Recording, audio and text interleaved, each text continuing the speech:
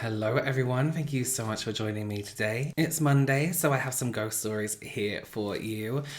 God, I've gone so grey. So I just moved house, which I may have already mentioned, and I've got grey hair almost overnight. Like I had a few, there were a few coming through, but now no, I'm not completely grey, that's a lie. So I have some new rings here. These are from, I believe it's called Rogue and Wolf, or Rouge and Wolf. I'll leave a link below. But I actually got some for every finger. They're really decently priced. But I didn't realise how much weight I put on in quarantine. But I have stairs now, so hopefully that will give me some exercise. I don't know what I'm saying. Okay. So I don't know what the theme is today. I don't really have a theme. Again, this is so lazy. I have a week to think of a theme. I can't. Okay, let's think. I'm going to do, you know what? Talking about weight. So recently, you know when you move house or you move into like a new place and you don't have food, even though it's been like nearly a week and you have to order all the time. That's me. Let's do like a gluttony kind of based look. So I want to do like browns, like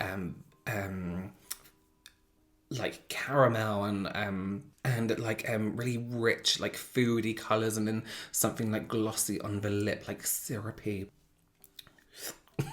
All products will be linked below, including lenses, rings, everything like that, because I get a lot of questions about my rings as well.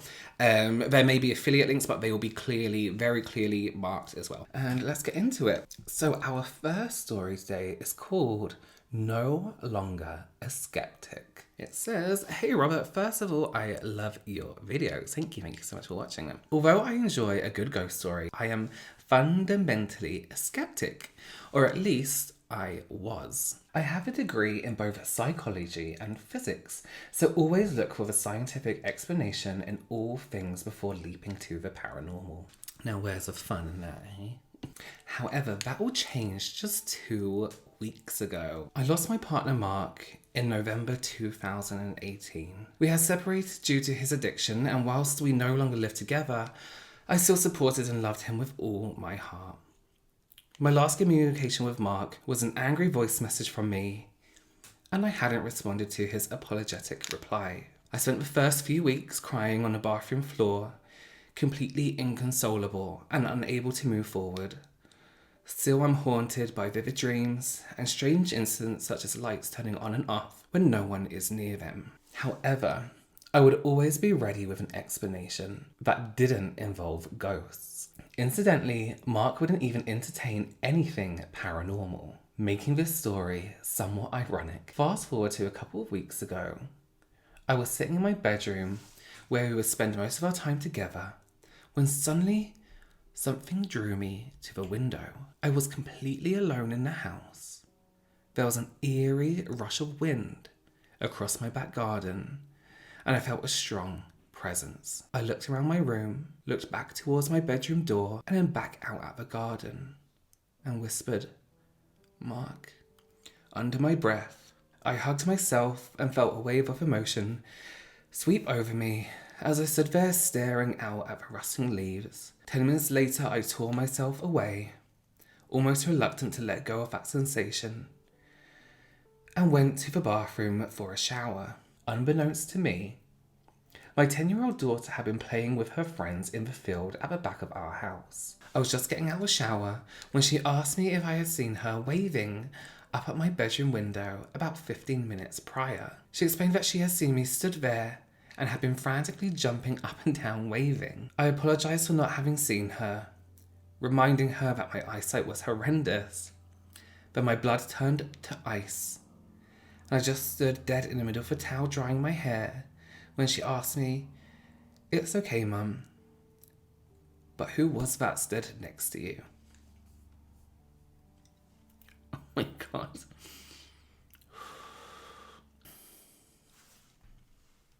Well, first of all, sorry for your loss. That was very emotional. Oh my God, I'm a mess this week. It's been a very stressful week for me. That really got to me there. That's such a nice story. And I think with a lot of these stories as well, oh my God, calm down. It seems very obvious to the person when they feel like a presence, that they can tell if it's somebody you know, they know, or if the presence is there with love, or if it's like a hatred, you know. So that was so nice. God, what a way to start a week. Okay. Ooh, okay. This is a dog story. Great. more crying. Okay. This story is called Daisy's Back. I'm loving your Monday makeup and ghost videos. Thank you so much. When I was young, we bought the sweetest dog and naturally called her Daisy. She was the most kind-hearted, gentle giant and had a mischievous streak to her. Her favourite pastime would be to get into places she shouldn't be. She would always manage to open the dining room door with her nose and play around in there. I went off to university, met my now husband, and moved out of the family home. I would visit my family a lot and spend time with my doggies. One day I was visiting, and as I walked through the door, I noticed she lost a lot of weight and looked really unwell. As soon as I saw her, I knew something wasn't right, so we took her to the vets. Unfortunately, we found out she had been battling an aggressive form of cancer. Fuck's sake. Oh my God. And it was now her time to cross the Rainbow Bridge. My heart was broken into a million pieces that day. I couldn't face visiting the family home knowing she wouldn't be there, but one day after around 3 months, I plucked up the courage and went. It was so hard. I sat down with a cup of coffee and had another 2 dogs, Claude and Sparkle, on my lap. As I was talking to my grandma, the only other person in the house that day, we all heard the dining room door open. The other dogs included, and automatically I said without thinking, I bet Daisy's in the dining room. Once I realised what I said, my grandma burst into tears and said she kept hearing it and thought the same thing. At this point, the 2 other dogs had jumped down and ran into the dining room and were playing on a carpet just like Daisy used to. I stood up to go and close the dining room door and get the other dogs, and as I walked in, I felt this unexplaining, overwhelming feeling of happiness. I closed the dining room door after getting the dogs out, and since that day, the dining room door has never opened on its own again. I believe so strongly, oh my fucking God. I believe so strongly it was my baby girl who had come home to see me one last time, as if she was waiting for me and was playing with her friends. One last time. The moment made me feel like she was safe and she was happy. Good. That was such a cute story. Thank you for that. I'm so sorry. It's been such a strange week. I'm sure it's been emotionally draining for everyone, and that just kind of kicked it off. So, okay. Oh, my eyes go so red as well when I tear up. So our next story is called Lucky Escape. I can't tell you how much I love your videos, especially the Anyway Reacts ones. Thank you very much. But these ghost story ones, thank you. They're a whole new level. You're so informative, funny, and entertaining. Thank you. I grew up in Melbourne, Australia. I lived in South Yarra for a while. And my family of 4 lived in a small, regular suburban home. It was built in the 40s and had a separate kitchen and dining room. We mostly ate our family meals in the kitchen, with the good dining room reserved for special occasions. Our kitchen table was round with 4 chairs. At the time, it was still the original kitchen with all the same fittings as the house had been built some 50 years before. That's amazing. I love like a good vintage kitchen. One night when I was about 10, my mum was cooking and my dad was already sitting at the table with my older brother reading the paper. It was always my job to set the table.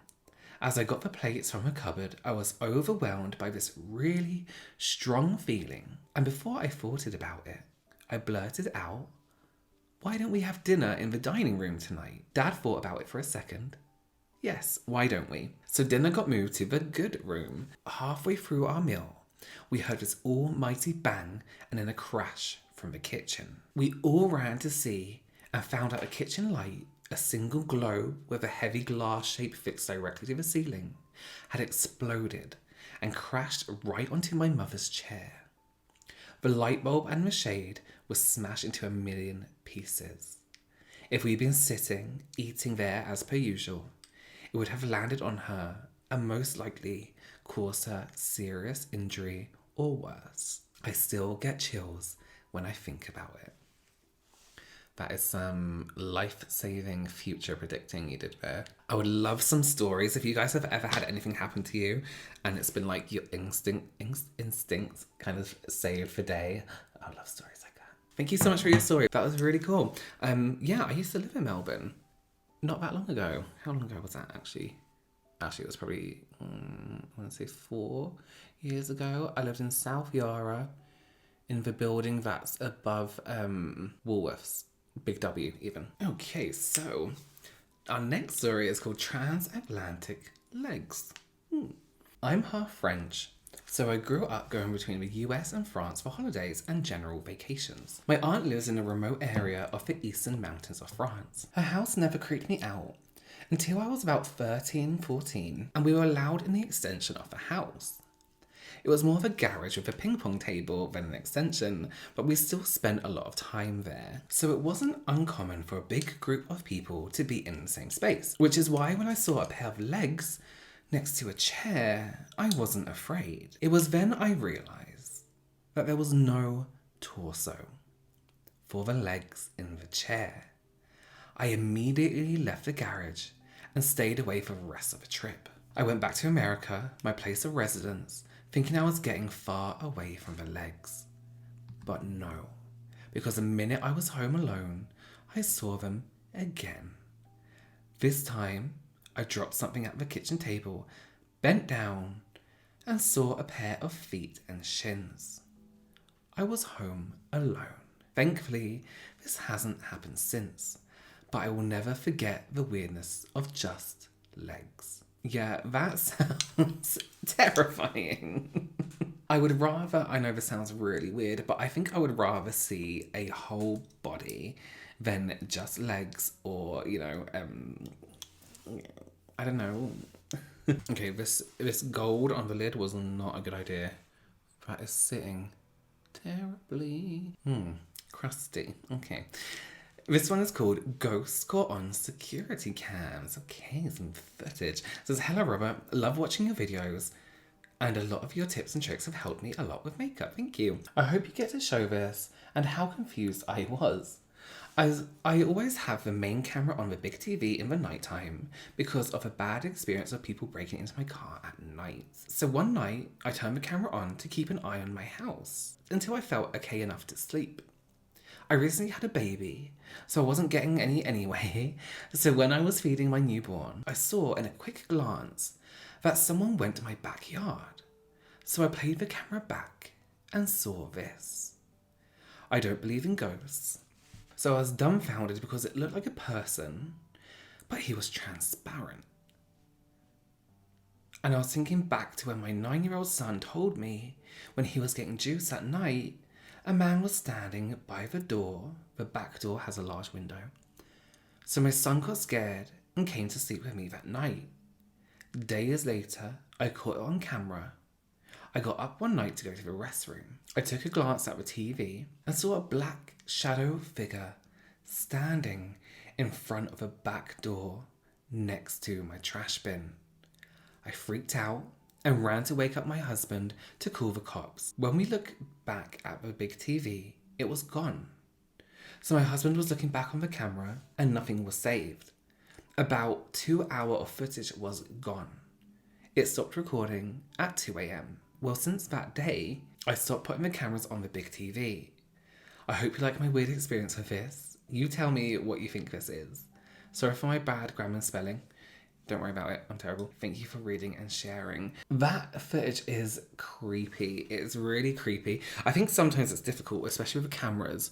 It can be like, oh, but that's a person, you know, and the camera just haven't picked it up right. But even then, what's a person doing on your property? That's still creepy. I don't like, shadows at windows. Imagine the horror of seeing somebody just standing at your door. This is why, I would really want, floor to ceiling windows, but the thought of, waking up and seeing someone just standing there. Thank you so much for that story, and thank you for sending that footage. That is so cool to watch.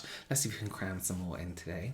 Okay, you know what? Here's what I'm going to do. I just found a story with a video and it's kind of long. So I'm going to finish up my face really quickly because we all know we're here for the stories and not really the makeup. So let me just whack this one out really quickly and then I want to read this story out for you. Okay, well, that's kind of it. I can do the rest while I'm talking. Okay, so this story is called My House Has Been Haunted for 40 Years.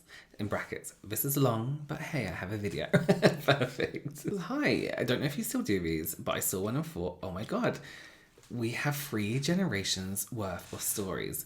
Send them all. I should tell a couple, yeah. You can call me Brie. Hi Brie. Love your videos. Your voice is my favourite thing. Thank you. I would love to hear you tell my ghost story. Here it is, it's coming up. Truth be told, we don't know why this house is haunted. It was built on an empty land in the 70s. Like you said, it seems 70s was prime time ghost house hunting time. It was. I personally think it was the land, not the house. I live in southern Georgia. A lot of people have died throughout the history of this country in Georgia. How do I know people haven't died here? It's my only explanation.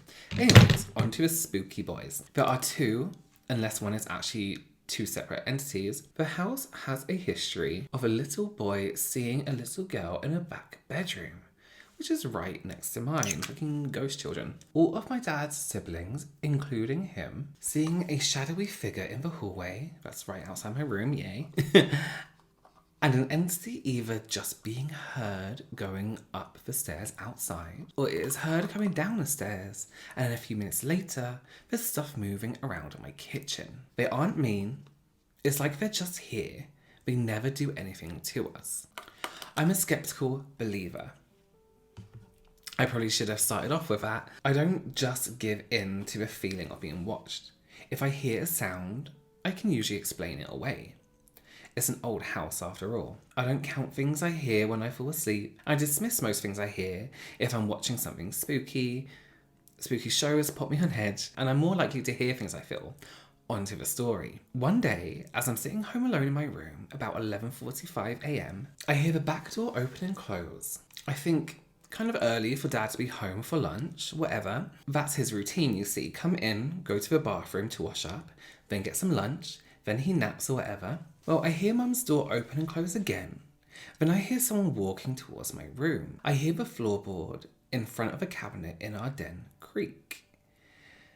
This is not the normal creaking of a house. This creak only happens in that spot when we walk by the cabinet. No one ever comes into the hallway to talk to me. I start getting a little weirded out. I hear this somebody stop outside the hallway door, which is to the right of my door, so I still can't see it. The shuffling steps start retreating. That floorboard creaked again. I hear somebody rummaging around the kitchen. At this point, I was just fed up. Like, hello, was it Dad? Did he think I was asleep because my room was so quiet? So I get up and go to the kitchen asking, so what do you want? No one is in the kitchen. A cabinet is open. I hear a sigh. It was not the sound of the AC going off. It was an audible sigh. Then nothing. I just said, okay, and went back to my room. Later, I got the idea of getting a spirit box and an EMF reader. I'm very wary of spirit boxes. They just scan through radio frequencies. Of course, you'll hear voices, right? You're going to link anything it says to the ghost. It's basic psychology. So I decided I would only count intelligent, solid responses. I walked to the kitchen and said, I know you like opening the cabinets. Did you like cooking when you were alive? I went to the cabinet that had been opened before in my other story and asked, what did you like to cook? Do you want to close this? I wasn't getting verbal responses. But when I held the EMF reader to the cabinet door, the EMF reader began beeping. It had spiked. I told them I would leave them alone and stop bothering them. I didn't want to annoy them. As I left the kitchen, the static of the box cut out. I heard, "Am I dead?" I almost cried. A lot of spirits don't know that they died, and in the afterlife, they just continue with what they used to do. Maybe that's why they never bothered us. They were just here, continuing their life. I was silent for a moment and said, "Yes, I'm sorry, but you are. You aren't scary, you aren't mean. You've been here for a long time. It's okay to go if you can. Do you want to stay?" I waited patiently for a response. Eventually I heard, "No, don't." So again, I told it that was free to go. I haven't heard anyone in the kitchen since. It's been weeks. I went to my bedroom with a glass of wine I had poured while talking in the kitchen. You've got to have a little drink if you're going to ghost hunt. I decided to try and contact the little girl or shadow man who has been seen in the back room and outside my room. The EMF went off at the foot of my bed where I was standing. I chuckled and said, "Am I in your way?" "Yes." "Sorry," I said quickly and moved just a little to the side. The reading immediately vanished. I put it back in that spot and it didn't blink at all. It didn't spike. There was nothing. Don't be fooled, by the way. I was scared. You aren't supposed to talk to ghosts. It can cause trouble. But after being here for 40 years, I felt like I had to. So I sat in my desk chair, sat my drink down. The static cut. "Drink?" it asked. It was a different voice than the one asking if they were dead. I can't 100% link and prove that it was a ghost asking. But it was odd timing, right? But it reminds me of a little girl who would always seem to ask what you're drinking when you have wine or beer. I said, "If you're the little girl, you can't have any of this. It's for grown-ups." "Are you the little girl?" Nothing. It seemed any time I asked specific questions like that, I got no answer. "Are you the girl? Are you the shadow man? How many spirits are here? What are your names?" I never got answers until I asked, "What happened? How did you die?" A morbid question, I thought. They didn't even want to say their name. Why would they talk about how they died? Was pushed. It was a statement in the static formed with two different words on different stations. It wasn't as strong as the others, but it was there. I said, "Well, I'll say what I said before. You're free to go. We won't be angry." I haven't actually had any activity for weeks. That doesn't mean I won't, but if they did leave, I hope they found peace. They were nice. They never bothered us if we asked them not to. Not all ghosts are scary. The video I've attached is of a little girl, we believe. It was Memorial Day. We had a firework. All the kids were terrified of the fireworks, so we put out a little fountain one. In the beginning, you can see it all light up. As the light expands, you can see my brother, at 6 seconds in, look over his shoulder. A light flies towards the firework. We did not see this out of the camera, but my sister could see it as she was filming. Please note, it's going the opposite direction of the wind, smoke and the other sparks. If you pause on certain frames, you can see a shape in the smoke, as if it's swirling around something. We see a little kid.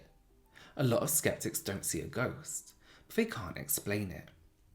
This light seems to dance around the firework. As the sparks become crazy, it disappears. Then when the sparks come down, the light reappears on the other side, the right side of the screen. It hovers for a few seconds, then vanishes. When the popping noise starts, almost as if it's just afraid of a firework, as the kids, but just really wanted to play. Anyway, the video is dark. You'll want to watch it on full brightness. Thanks for reading this novella. If you see it in your flood of emails, love you. Thank you so much. There's your brother looking over his shoulder. Oh my god, it literally looks like someone runs in. And like you said, it's the opposite direction to the wind, so it's not smoke. What? If I was filming that and I saw that through the camera, I would be sure there was a person standing there or running in. That would terrify me. Guys, what a ride we've been on. My eyes are sore. My throat is sore. Thank you so much for your stories today. Keep sending them to me here on this email address. Ghost stories, just weird stories, coincidental stories. Whatever it is you have, I would love to hear them. Thank you so much for joining me, guys. I hope you make good use of the rest of your week. Speak up, be a good example. And I will see you, what day is it? Monday. So I'll see you Wednesday, Friday, Sunday. And then Monday again for new ghost stories, which I hope I have. I have like a themed background for my ghost stories coming up. It's so tacky. I hope you love it. But yeah, I just want it all to be ready before I show it off. All right, guys. Thank you so much. I appreciate you all, and I will see you soon. Bye.